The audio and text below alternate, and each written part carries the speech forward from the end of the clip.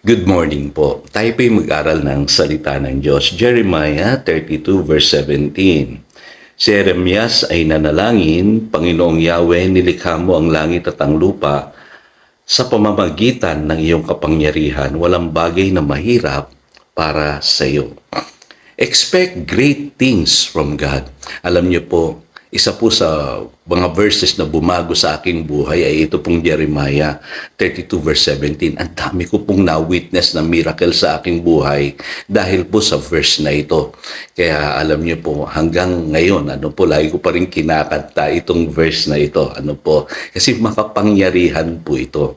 At sa kasaysayan po ng Israel, na-witness po nila ang kapangyarihan ng Diyos. Kaya nga nung nanalangin si Jeremias, dinideclare niya na tunay ngang walang katulad ng ating Diyos, siya'y makapangyarihan. At ang sabi diyan, walang bagay na mahirap para sa Kanya. Kasi siya ang may likha ng langit at ng lupa. At ganun po dapat tayo. Kailangan po asahan natin ang Diyos sa ating buhay, nakikilos na makapangyarihan. Kasi ganun po ang Diyos At higit sa lahat, ma-experience natin yung kanya pong kapangyarihan sa ating buhay. Hindi lamang kinakanta natin, kundi nararanasan natin. At naniniwala po ako na patuloy na gumagawa ang Diyos ngayon po sa buhay ninyo, sa bawat isa sa atin. At mahalaga, panghawakan natin ngayon sa pasimula ng 2025 na ang Diyos ay patuloy nakikilos sa ating buhay. We can expect great things from God. At mahalaga po na tayong mga believers, optimistic tayo. Kasi ang good news po, kaya tinawag na good news yan. Good ang dala niyan. Kaya alam niyo po, yung Jeremiah 29 verse 11, ang dami pong tao na pinanghawakan yan at nagka-experience po sila ng breakthrough. Bakit po? Kasi ang ganda-ganda po ng verse na yan. Ang sabi po dyan, "For I know the plans I have for you, declares the Lord, plans to prosper you and not to harm you, plans to give you hope and a future." Kasi kung magsisimula po tayo ngayong taon na ito, dapat po ganyan ang pananaw natin. Tiyak sa ating puso na ang plano ng Diyos sa ating buhay ay para sa ating ikabubuti. Ngayon, bakit maraming tao hindi nararanasan yan? Sabi sa Isaiah 43 verse 19, "See, I am doing a new thing." Kumikilos po ang Diyos. "Now it springs up." Pero may tanong po siya, "Do you not perceive it?" Hindi lahat nakakaalam nito. Maraming tao nagtitiwala sila sa mga maling pangunawa. Maraming tao nananangan sa mga hula, mga propesiya ng mga false prophets, at hindi tumitingin sa Biblia pagdating po sa kanilang kinabukasan.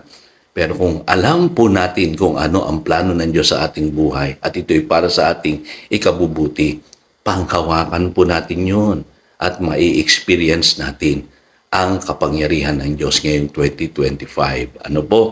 Pansinin nyo, sa Romans 8:28, ang opening sentence po dyan ay, "And we know that in all things God works for the good of those who love Him." Nasa Jeremiah 29 verse 11, "For I know."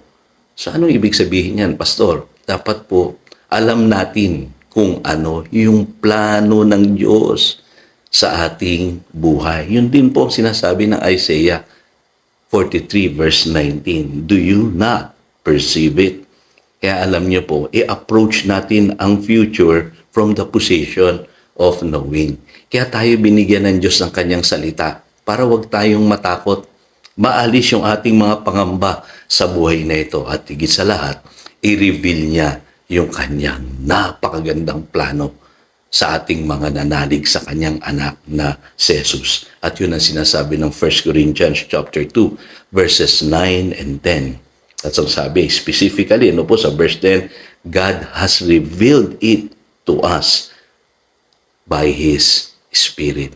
Trabaho pala ng Espiritu Santo na i-reveal sa atin yung plano ng Diyos, yung magandang plano ng Diyos sa buhay mo, kapatid. Kaya maniwala ka, expect great things from God. At dapat willing kang magbago. Accept embrace changes. Kasi ang Diyos hindi makakikilos. Ang Holy Spirit hindi makakakilos yan kung di ka willing magbago. Ang sabi sa Mark chapter 2 verse 22, "And no one pours new wine into old wineskins. Otherwise, the wine will burst the skin, and both the wine and the wineskin will be ruined. No, they pour new wine into new wineskin." So, ibig sabihin yan, ang yung bagong alak, hindi mo pwedeng ilagay yan sa lumang sisidlan o lumang balat na sisidlan. Masisira pareho po yung alak siya yung sisidlan. Kailangan yung bagong alak ilalagay mo sa panibagong sisidlan. Kasi ganun po ang Diyos. Kung kumikilos siya, laging bago sa bawat araw, sa bawat umaga. Kaya everyday kailangan handa tayo sa pagbabagong kayang gawin ng Diyos sa ating buhay. Manalangin po tayo. Dakilang Diyos, napakabuti mo. Pinakita mo sa amin noon pa man na ikaw ay makapangyarihan. Pinatunayan mo ito sa kasaysayan. And today, Lord God, naniniwala kami sa Jeremiah 32, verse 17. Pwede naming panghawakan na this 2025, we can expect great things from you. At alam namin, Panginoon, ang plano mo sa aming buhay ay para sa aming ikabubuti. Kaya pinanghahawakan namin ito, Panginoon. Sa araw na ito, willing kami na magbago. Tinatanggap namin yung mga ituturo mo sa amin. And we embrace the change na mangyayari at magaganap sa taong ito.